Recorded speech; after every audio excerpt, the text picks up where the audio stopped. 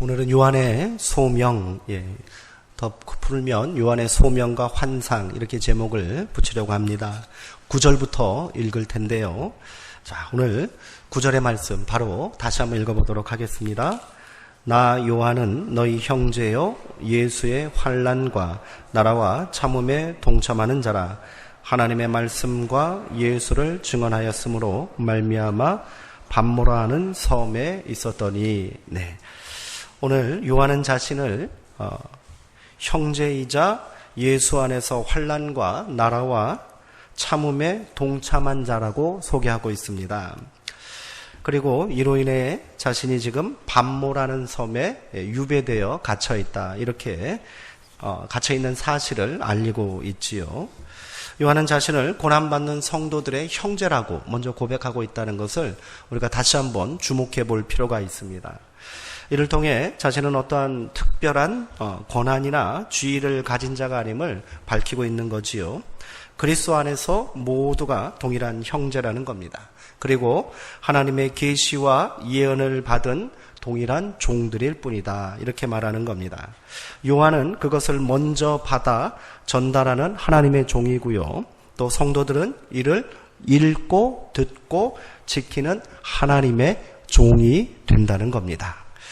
여기서 형제됨의 근거, 그리고 그 하나됨 일체감의 비밀은 어디에 있습니까? 조건은 뭐에 있습니까? 예수의 환난과 나라와 참음에 동참하는 자입니다. 요한이 그래 했고요. 지금 이 편지를 받아보게 될 7교회도 동일한 그런 연대감 가운데 있다는 겁니다. 하나씩 한번 살펴볼까요? 먼저 환난입니다. 환난이란 말 그대로입니다.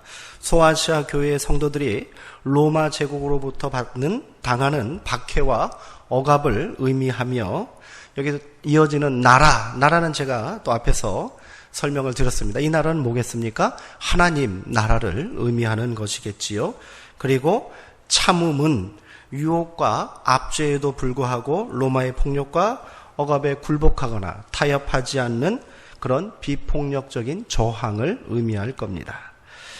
참음 혹은 인내로 번역된 헬라어 휘포모네는 올바른 의미는 저항이라는 뜻을 담고 있다는 것을 우리가 조금 기억할 필요가 있겠습니다. 그래서 9절에서 함께 그리스도 안에서 동참한 자들이 형제인데, 예수 안에서 동참한 것들 중에 가장 핵심되는 단어가 있다면 뭐겠습니까? 참음에 있다는 겁니다. 이것은 일종의 로마 제국에 대한 불의한 권세에 대한 저항을 담고 있다는 거예요. 근데 그 저항이 어떤 저항입니까? 비폭력적인 그런 저항이 될 것입니다. 오늘 그리스도 안에 형제 된다는 것은 우리가 동일한 하나님의 종이라고 고백할 수 있는 이유는 이처럼 우리가 환난에 동일한 환난 가운데 믿음을 지키는 자들이라는 의미를 먼저 담고 있어요. 그리고 또 우리가 하나님 나라로 하나 되어 있다는 것이 또 하나의 고백이 되겠고요. 이러한 하나님 나라의 우리 주인됨을, 그리고 그 나라의 주인공됨을 함께 고백하면서 세상으로부터 오는 환난을 이겨내고 세상에 왜곡되고 부정한 권세에 대해서 맞서 저항하는 것, 그것이 바로 저항함에 동참하는 것, 그것이 그리스도 안에서 형제되는 성도의 모습이다. 오늘 요한은 그렇게 말하고 있는 거지요. 요한은 하나님의 말씀과 예수를 증언함으로 말미암아 반모라는 섬에 지금 있다라고 자신이 반모섬에 유배되어 갇혀있음을 고백하고 있습니다. 여기서 반모섬에 유배되었다, 반모섬에 갇혀있다, 이런 말은 물론 없습니다. 그러나 이 반모섬이 당시에 죄인들을 가두는 유배지였다는 것이 역사적인 사실이라는 것을 우리가 기억해야 합니다. 반모섬은 어디냐면 소아시아는 지금 터키라고 그랬죠. 터키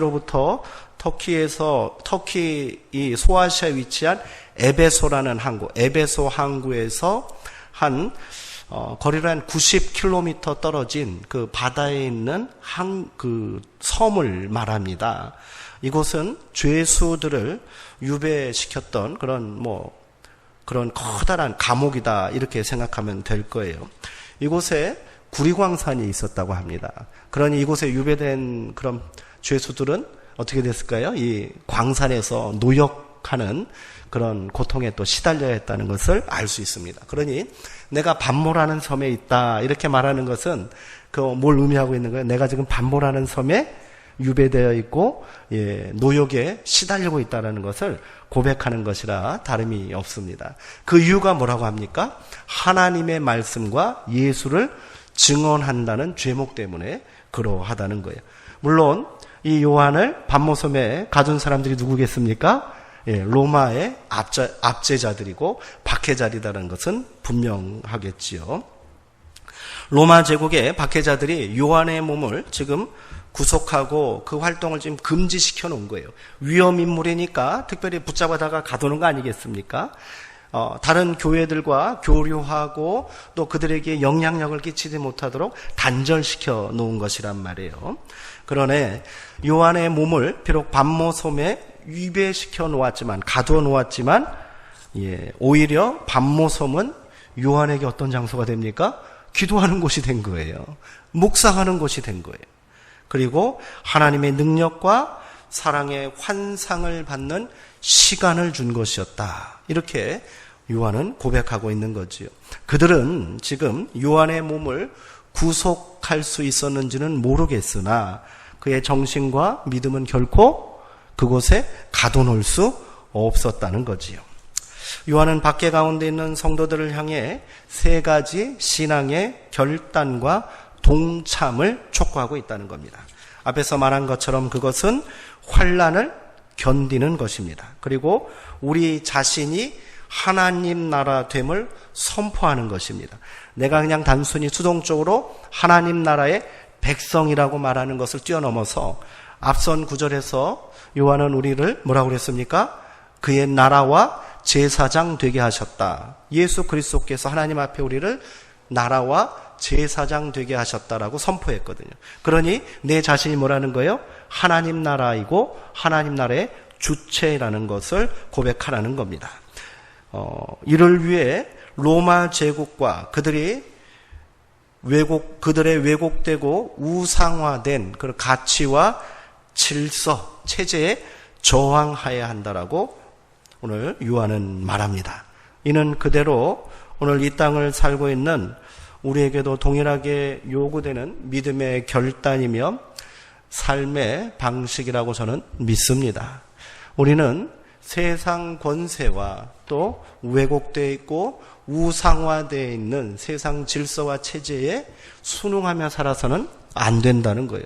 목사님, 세상에 무슨 우상화된 그런 체제와 질서가 있습니까? 이렇게 말씀하실 수도 있겠지만 우리가 한번 찬찬히 지혜를 가지고 돌아보잔 말이에요. 영적인 각성을 통하여 세상을 한번 보잔 말입니다. 세상은 우상화되어 있습니다. 우상화된 신념과 거짓 가치와 체제가 공고해져 있는 거예요. 가장 큰 우상이 뭐예요? 물질이라는 우상입니다. 누구도 부인할 수 없습니다. 그것이 우리는 그 체제에 대해서 어떠한 사람이라는 거예요? 오늘 요한의 말대로 저항하는 사람들이라는 거예요. 우리는 왜요? 세상에 속한 자들이 아니라 그 세상의 권세와 체제에 굴복하는 사람들이 아니라 우리 자신이 뭐라는 거예요? 그것과 구별된 하나님 나라이기 때문이라는 겁니다. 이 믿음을 가지고 오늘 나의 삶과 이 땅 가운데 하나님 나라를 실현하는 그 믿음이 우리가 서 있는 이유이며 또 우리의 믿음의 또 근본적인 고백이 되어야 한다. 오늘 요한은 오늘 우리 가운데도 이렇게 말하는 것 아니겠습니까? 우리는 세상에 타협하고 순응하고 다 그런 거잖아. 세상은 살려면 어쩔 수 없어. 목사님이 철없어서 그런 소리 한다 이렇게 생각하지 마시고 이렇게 고백하고 믿으며 사는 것이 하나님 나라 된 하나님의 자녀들의 그런 삶의 방식이고 고백이며 태도가 되어야 될 줄 믿습니다. 오늘 요한은 그것을 아시아에 있는 7교회를 향하여 지금 선포하고 있다고 할 수 있는 거지요. 자, 10절과 11절의 말씀 우리 주목하시면서 계속 말씀 한번 나눠보겠습니다. 자, 10절 말씀 다시 한번 읽어볼까요? 주의 날에 내가 성령에 감동되어 내 뒤에서 나는 나팔 소리 같은 큰 음성을 들으니, 이렇게 되어 있습니다. 자, 한번 보시기 바랍니다. 주의 날에 성령에 감동되었다, 이렇게 지금 말하고 있습니다. 주의 날, 그리고 성령의 감동. 지금 요한은 뭐하고 있었던 걸까요? 그냥 아무 생각 없이 길을 가고 있었던 걸까요? 아니면 밥을 먹고 있었던 걸까요? 뭐하고 있었을까요? 예배드리고 있었다는 겁니다. 그날이 어떤 날임을 밝히고 있습니까? 주의 날입니다. 초대교회는 제가 여러 번 말씀드렸듯이 유대교의 안식일을 대신하여 주의 날, 그날이 어떤 날입니까? 예수님께서 부활하신 날이잖아요. 그날을 공적인 예배의 날로 지켜왔습니다. 그러기에 이 주의 날에 요한이 있었습니다. 그리고 주의 날에 어떤 일이 벌어진 거예요? 성령의 감동이 있었다는 거예요. 예배라는 것은 바로 성령의 감동을 통하여 우리가 하나님의 나라와 하나님의 시간과 그 영광 가운데 온전히 참여하는 것이라는 것을 우리가 고백하지 않습니까? 그러게 지금 요한은 어디 있는 거예요? 예배드리고 있는 거예요. 그가 이 유배지에서 어떻게 예배드렸는지는 알 수가 없습니다. 그러나 그들이 아무리 그의 몸을 구속하고 그를 감시하고 괴롭혔을지라도 그가 주의 날을 기억했으며 그날에 성령이 그를 감동하시고 또 뒤에서 뭐가 들려요? 음성이 들리더라는 거예요. 그는 그곳에서 예배드리고 있었던 거예요. 예배 중에 음성이 들려온 것입니다. 그 음성이 어디서 들렸대요? 뒤에서 들렸는데 그 음성을 오늘 요한은 이렇게 고백하고 있습니다. 나팔 소리 같은 큰 음성이다. 이 음성의 실체는 누구겠습니까?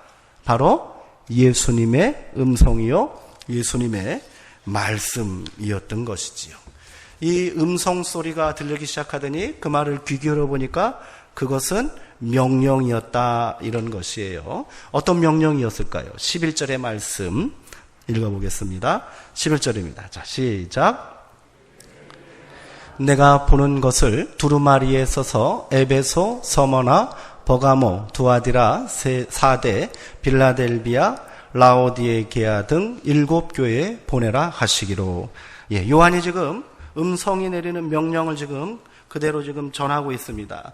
그 명령은 뭐라고 합니까? 내가 보는 것을 두루마리에 써서 7교회에 보내라 라는 것입니다.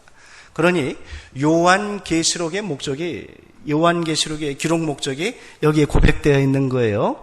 요한이 주의 날에 성령에 감동되어 예수 그리스도의 음성과 환상을 통하여 본 것을 두루마리에 기록해서 7교회에 어떻게 했다는 거예요?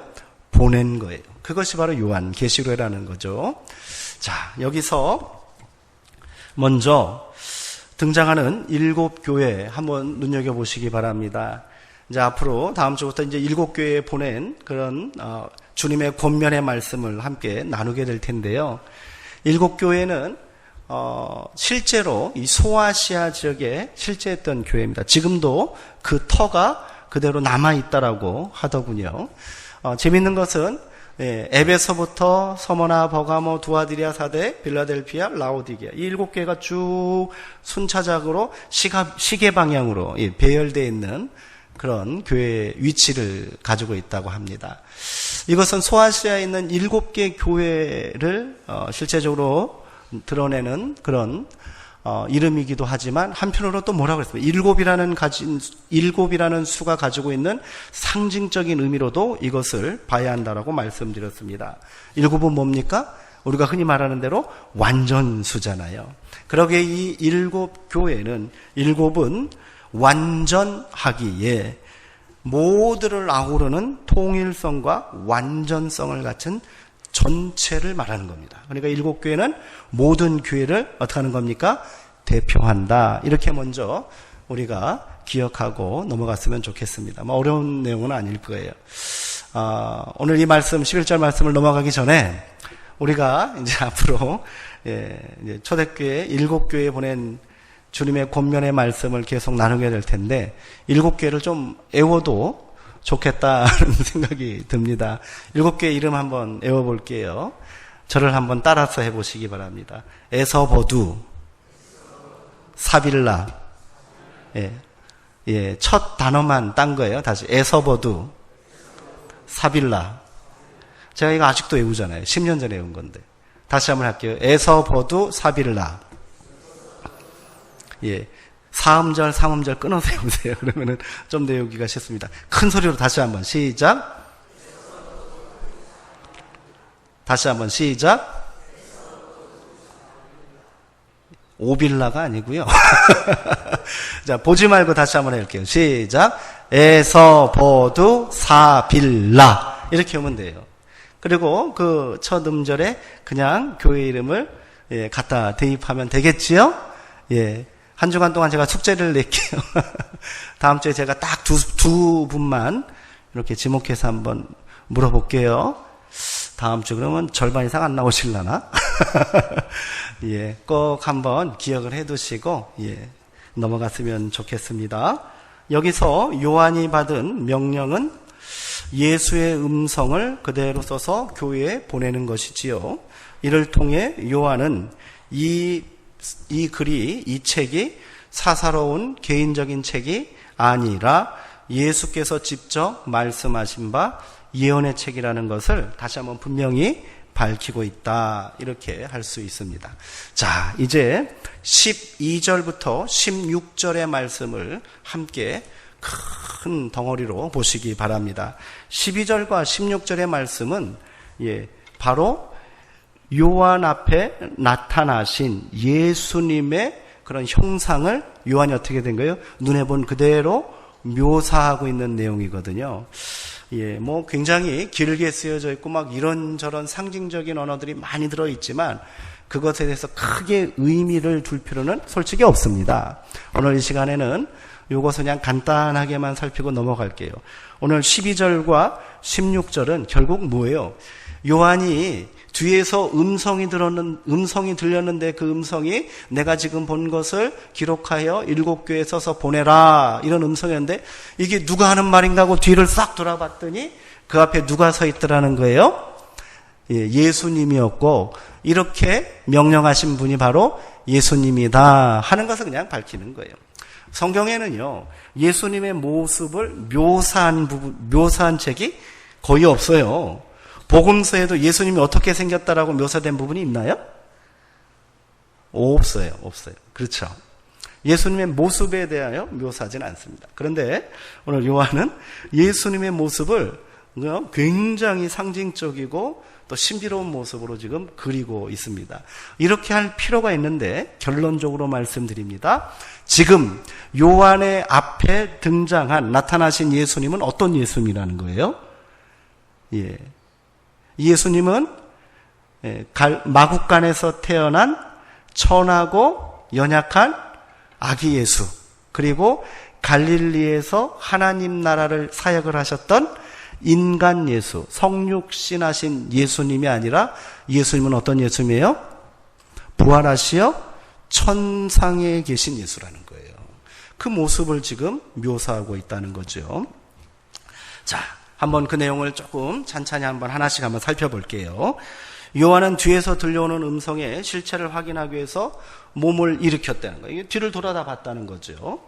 자, 그랬더니 그의 눈에 들어온 첫 광경은 무엇입니까? 오늘 12절의 말씀 먼저 한번 읽어볼게요. 시작. 몸을 돌이켜 나에게 말한 음성을 알아보려고 돌이킬 때에 7 금촛대가 보았는데, 먼저 그가 본 것은 뭐예요? 7 금촛대고요. 13절도 같이 한번 읽을게요. 13절입니다. 시작. 촛대 사이에 인자 같은 이가 발에 끌리는 옷을 입고 가슴에 금띠를 띠고, 이렇게 써 있다는 거예요. 자, 그러니 요한이 먼저 딱 본 모습은 뭐예요? 7 금촛대가 있고 그 사이에 누가 서 있는 거예요? 인자 같은 이가 서 있더라 하는 거예요. 먼저 일곱 금초 때는 뭐겠습니까? 일곱 교회를 상징한다라고 말씀을 드릴 수 있습니다. 일곱 교회를 상징하는 거예요. 그리고 그 사이에 서 있는 인자 같은 이분은 누구시겠습니까? 당연히 예수님이시겠지요. 요한은 이로써 지금 천상의 예수를 직접 만나고 있다는 거예요. 그리고 또 한편으로 이 예수님께서 지금 하늘에 계시지 않고 어디 계시다는 거예요? 일곱 교회와 함께 이 땅에 계신다. 이것을 의미하는 거예요. 천상의 예수님께서 지금 이미 이 땅 가운데 내려오셔서 고통받는 그리고 박해받고 있는 교회와 함께하고 있다. 이것을 분명히 보게 되었다는 거예요. 자, 여기서 우리가 드리는 예배의 영적 의미를 저는 잠깐 다시 한번 생각해 볼 필요가 있다 하는 그런 마음이 들었습니다. 주의 날에 드리는 예배는 먼저 그날이 어떤다는 거예요? 우리가 주일이라고 고백하잖아요. 일요일 안 하고 우리는 어떻게 합니까? 주일 이렇게 구분해서 부릅니다. 그것은 어떤 의미가 담겨 있다고요? 주의 날을 우리가 줄여서 주일 이렇게 하는 거예요. 그러니 예배라는 것은 주의 날, 그러니 주님의 부활을 기념하고 그 영광과 생명에 참여하는 것이다. 이것이 먼저 우리가 가져야 될 예배의 영적 의미입니다. 한번 따라해 볼게요. 예배는 주님의 부활을 기념하고 그 영광과 생명에 참여하는 것이다. 믿으십니까? 우리가 이 고백을 갖고 예배의 자리에 나와야 한다는 거예요. 예배를 통하여 우리는 날마다 새롭게 하시는 예수 그리스도를 만날 수 있습니다. 그 예수님은 어떤 예수님입니까? 다시 사신, 부활하신 예수님이에요. 그것을 단순히 기념하기 위해서 우리가 모이는 것이 아니라 그 부활의 기쁨과 생명과 영광에 나도 어떻게 하기로? 참여하기 위해서 예배에 참여한다는 것을 먼저 고백해야 한다는 겁니다. 또 둘째로 예배는 성령의 감동을 체험하는 변화의 시간이 되어야 한다. 성령의 감동을 체험하는 변화의 시간이 되어야 한다는 거예요. 성령의 감동은 우리의 시간을 하나님의 시간으로 옮기게 하고요. 우리의 삶을 하나님 나라의 삶의 자리로 옮겨놓는 것이다. 이렇게 고백할 수 있습니다. 성령의 감동을 통하여 우리는 답답하고 또 우리 가운데 있는 그 절망적이고 제한적인 삶의 한계를 극복하고 하나님의 시간으로 들어올 수 있고 하나님 나라를 직접 우리 가운데 체험하고 경험하고 누릴 수 있다는 겁니다. 그러기에 예배는 무엇이 있어야 된다? 성령의 감동이 있어야 된다. 이것을 먼저 우리가 다시 한번 고백했으면 좋겠습니다. 마지막으로 예배는 음성을 듣는 시간이다. 이렇게 말할 수 있습니다. 이것은 예배를 통해 선포되는 무엇이겠습니까? 말씀이라고 우리가 이해할 수도 있습니다. 성경은 말씀을 단순한 언어나 그런 소리로 이해하지 않습니다. 요한복음은 말씀을 곧 뭐라고 그랬습니까? 로고스. 말씀, 로고스. 로고스는 곧 누구다? 태초부터 하나님과 함께 하셨던 하나님의 아들 예수 그리스도다. 이렇게 말합니다. 말씀이 곧 예수 그리스도인 거예요. 요한은 음성을 들었는데 그 음성의 실체는 결국 뭐였습니까? 예수 그리스도였던 것과 마찬가지라는 거예요. 그러기에 오늘 요한은 이 말씀이 뒤에서 들려왔다라고 말하고 있습니다. 이 말은 뭘까요? 예수님께서 요한이 예배 드리는 중에 직접 어떻게 하신 거예요? 찾아오셨음을 고백하고 있는 겁니다. 그러므로 예배는 말씀을 듣는 시간임과 동시에 이는 뭐라고 우리가 이해해야 됩니까? 말씀을 듣는다는 것은 우리 가운데 오신 예수님을 어떻게 한다고요?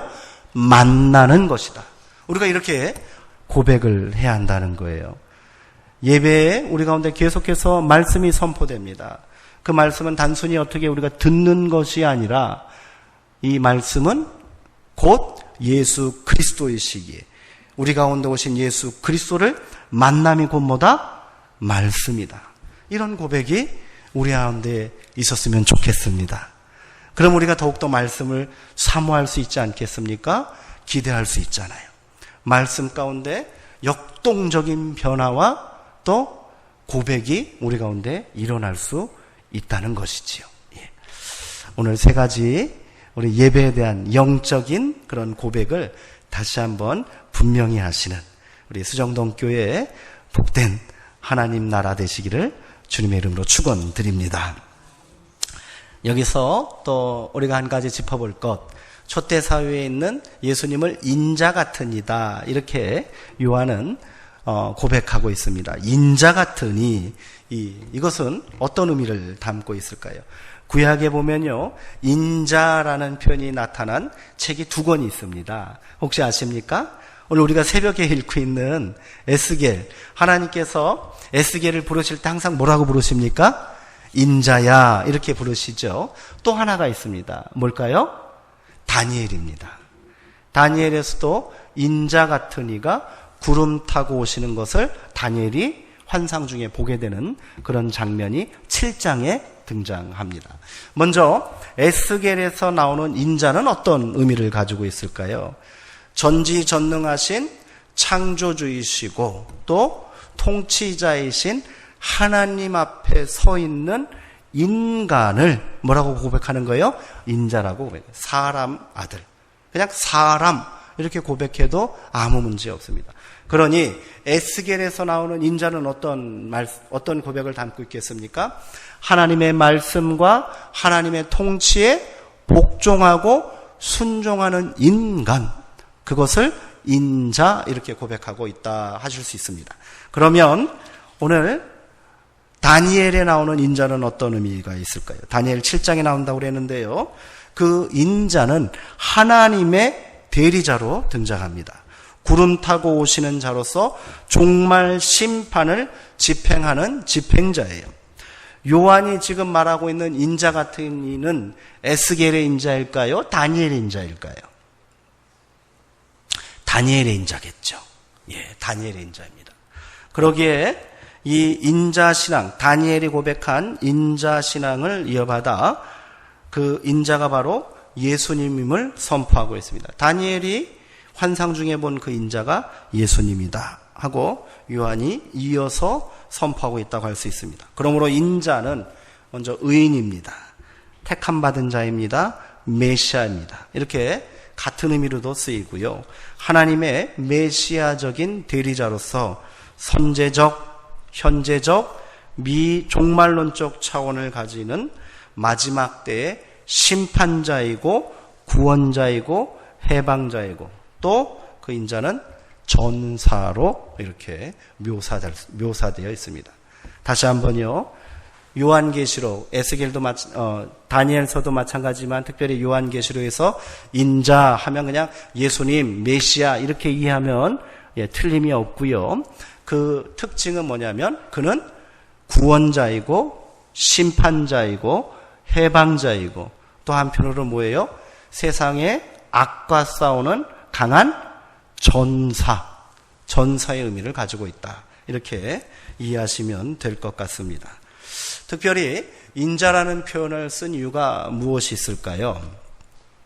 다니엘도 마찬가지지만 오늘 요한계시록에 세상의 권세들 그리고 세상의 그 악한 세력들을 요한은 뭐라고 말하고 있을까요? 그들은 짐승이라고 말합니다. 짐승의 왕국이요, 짐승의 권세를 받은 자들 이렇게 말하거든요. 그러니 이 짐승, 세상의 힘과 권세를 가지고 있는 악인들을 짐승이라고 말했어요. 그러면 하나님 편에 있는 자들, 하나님의 대리자는 상대적으로 뭐가 될까요? 인간, 인자 이렇게 우리가 구별하여 이해할 수 있다는 것도 한번 생각해 볼 수 있을 겁니다. 예, 어찌되었던 요한은 이 인자가 지금 고난과 박해 가운데 있는 7교회에 서 계시다라고 서 계심을 보고 있습니다. 종말의 때가 임박했으며 이 박해와 제국의 폭력 가운데 있는 교회와 함께 이들이 곧 진멸되고 또 심판받을 것이라는 것을 깨닫게 되는 거죠. 하나님께서 하나님의 아들, 하나님의 심판의 대리자인 인자 예수님께서 지금 이 땅에 딱 계시는 거예요. 교회들 사이에 계신다는 거예요. 그것은 두 가지 의미가 있는 거예요.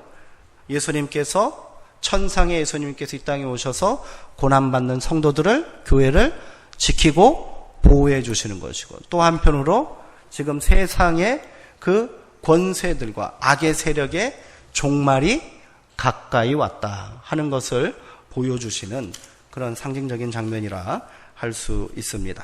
이어지는 16절까지의 말씀은 요한이 성령에 감동되어 환상 중에 본 예수님의 모습입니다.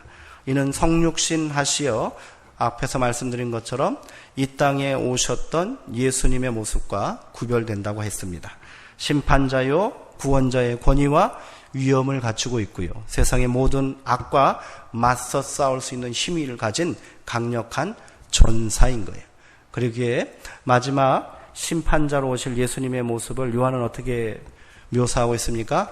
백마를 타고 오는 그런 강한 전사의 모습으로 이렇게 고백하고 있다는 겁니다. 13절에 또 마지막에 보면 발에 끌리는 옷을 입고 가슴에 금띠를 띠었다. 이 묘사는 왕의 옷차림입니다. 권세를 가지고 있는 왕의 위엄을 가지고 예수님이 오신다는 그런 의미고, 또 한편으로는 하나님의 대리자인 대제사장의 복장과도 유사합니다. 다니엘서에서는 이 모습으로 누가 등장하냐면 천사장, 대천사 가브리엘이 이런 모습으로 나타난다라고 말하고 있습니다. 자, 이어지는 14절 말씀도 한번 읽어볼까요? 자, 시작.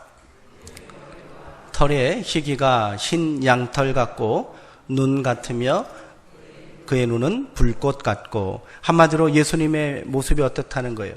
예수님이 온통 하얗다, 이런 의미를 가지고 있는 거지요. 자, 이 모습 역시 다니엘서도 나옵니다. 다니엘서에서 또 다니엘이 환상 중에 본 하나님의 영광과 그 모습은 너무도 희고 밝다, 이렇게 묘사하고 있거든요. 성경에서 희다는 것은요, 신적 권위와 형상을 상징합니다. 예수님께서 변화산에 3명의 제자와 함께 올라가셨잖아요. 그때 제자들 앞에서 예수님의 모습이 변형되었다라고 말합니다. 그때 예수님의 변형된 모습을 마가복음 9장에서는 이렇게 묘사하고 있습니다. 그 옷이 광채가 나며 세상에서 빨래하는 자가 그렇게 희게 할 수 없을 만큼 매우 희게 변화하셨다, 이렇게 되는 거예요. 마찬가지 의미를 갖고 있는 거예요. 그러니까 예수님의 모습이 하얗다, 이렇게 고백하고 있는 것은 여기서 예수님은 어떤 존재라는 거예요? 하나님, 신적인 존재라는 것을 고백하고 있다는 겁니다. 그리고 그의 눈은 불꽃 같대요. 불꽃 같은 눈은 어떤 의미를 가지고 있을까요? 불꽃 같은 눈으로 온 세상을 다 두루 감찰하신다는 거예요. 하나님의 이 시선을 피할 수 있는 그런 존재가 없듯이 예수 그리스도의 눈을 피할 수가 없다는 거예요.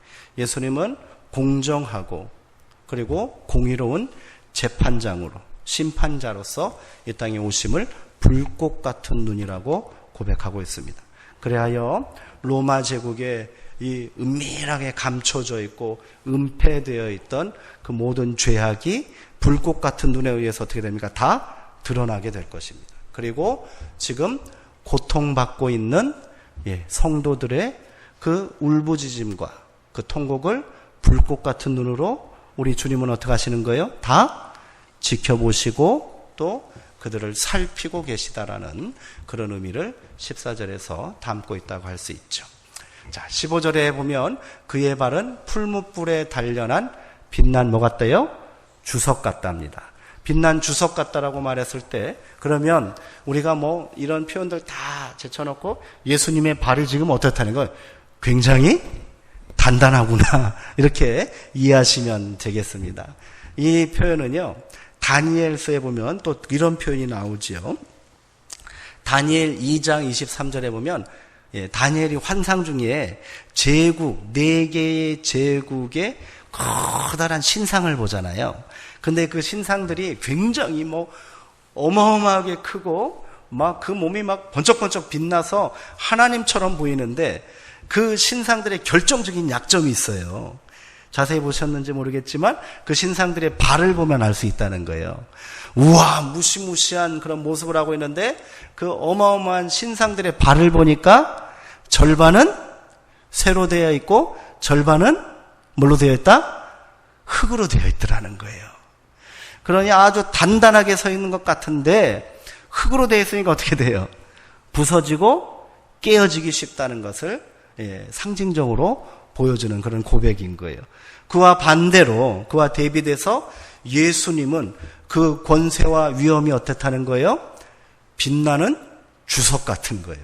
아주 단단하고 견고하게 서실 것이다 하는 것을 나타내는 거예요. 예수님께서 지금 이 땅 가운데 두 발을 톡 박으셨는데 그 권세를, 그 위엄을 무너뜨리고 깨트릴 존재가 없을 것이다 하는 고백을 담고 있습니다.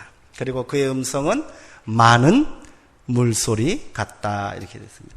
성경에 보면 많은 물소리 이런 표현이 나오는데 역시 어디에 나옵니까? 에스겔에 나오는 표현입니다. 에스겔이 많은 물소리 같다라고 고백한 내용이 뭐냐면 천상 보좌에서 들리는 하나님의 음성을 많은 물소리다 이렇게 교박합니다. 그것은 어떤 의미가 할까요? 굉장히 분명하고 또렷하고 또 생명력 있게 들리는 음성을 의미하는 거예요.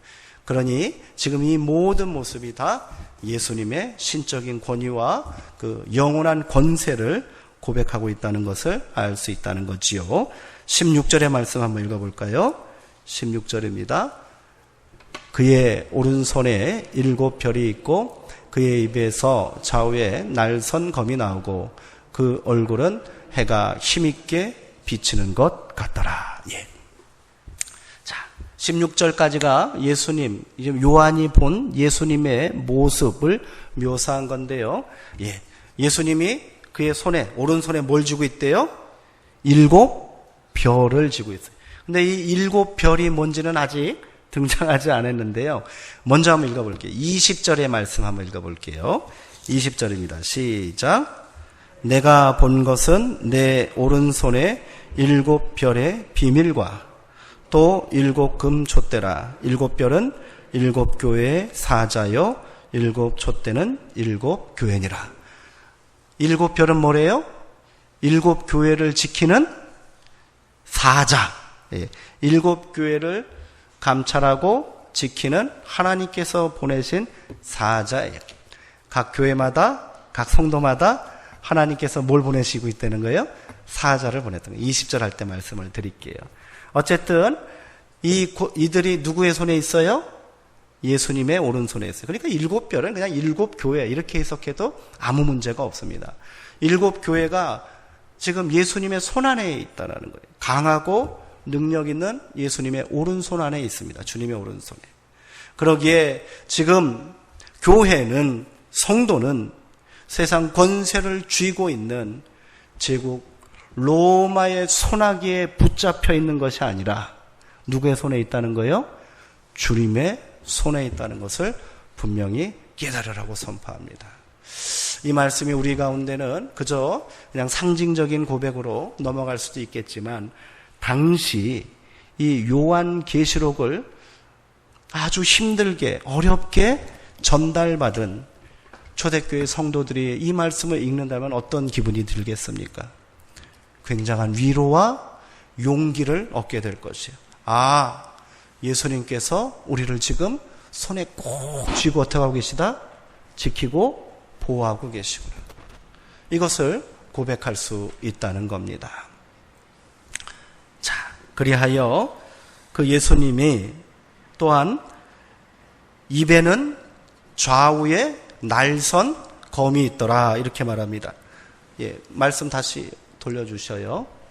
예. 그 예수님의 입에서 좌우에 날선검이 나온다.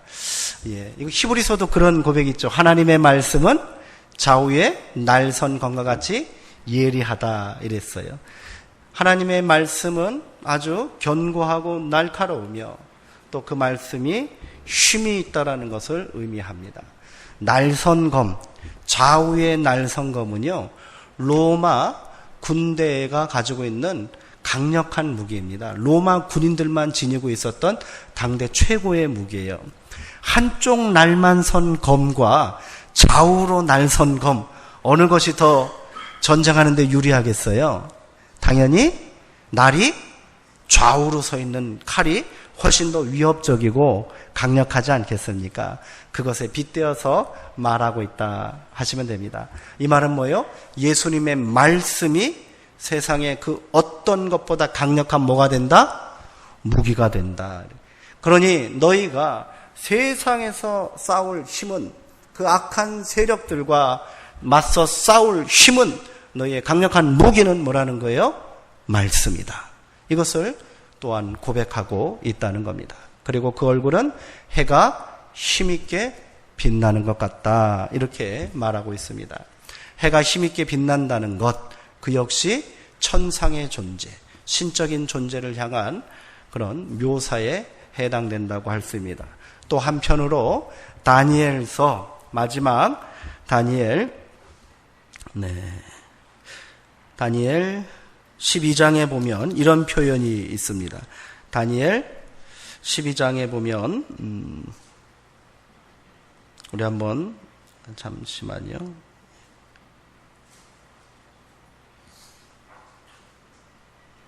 다니엘 12장 3절에 보면 이런 표현이 있습니다. 지혜 있는 자는 궁창의 빛과 같이 빛날 것이요 많은 사람을 옳은 대로 돌아오게 한 자는 별과 같이 영원토록 빛나리라. 이 말씀 또한 연상시키고 상기시키는 그런 말씀이라고 할 수 있습니다. 그러기에 여기서 예수님의 얼굴이 힘있게 비치는 해 같다라고 말했는데, 그 해는 어떻게 합니까? 그 빛이 자기 앞에만 이렇게 머무는 것이 아니라 주변에 있는 모든 사람들을 밝히는 것 아니겠습니까?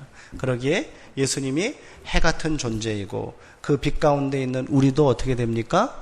영광스럽고 또 해 같은 그런 존재들이라는 것을 함께 고백하고 있다라고 할 수 있습니다. 네. 자, 오늘은 17절 바로 앞절만 하고 마치도록 할게요.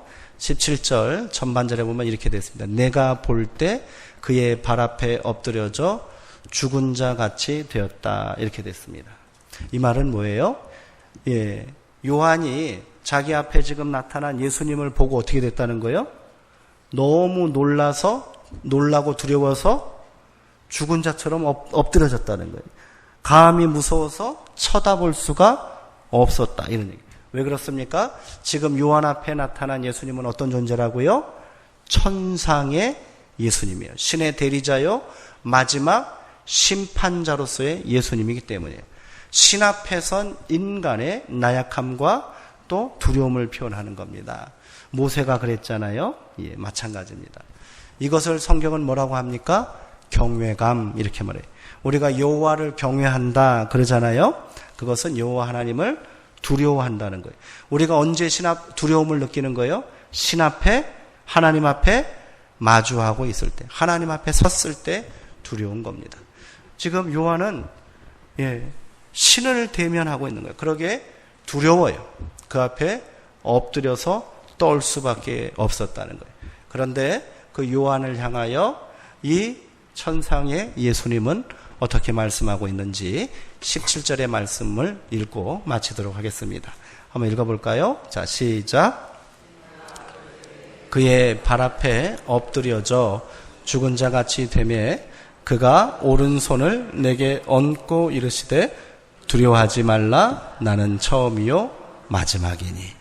한마디로 뭐예요? 지금 자기 앞에 나타난 예수님의 모습을 머리부터 발끝까지 다 본 거예요.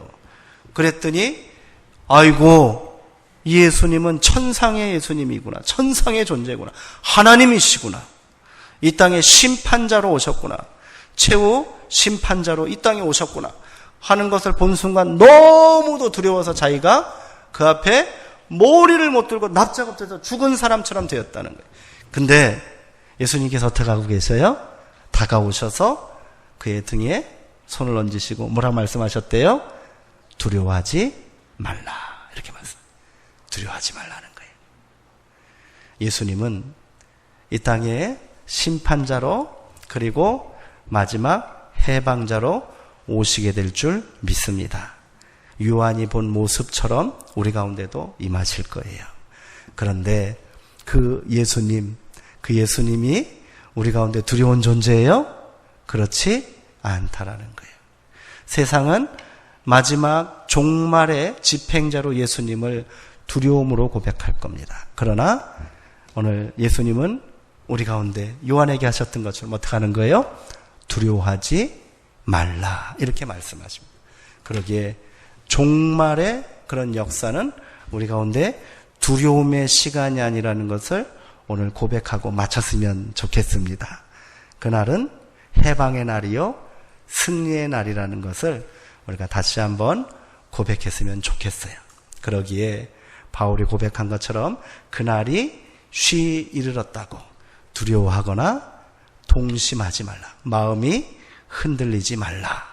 이렇게 말한 그 말씀 우리가 붙들고 오늘도 두려움 없는 신앙, 그 삶의 자리에 서기를 주님의 이름으로 축원드립니다.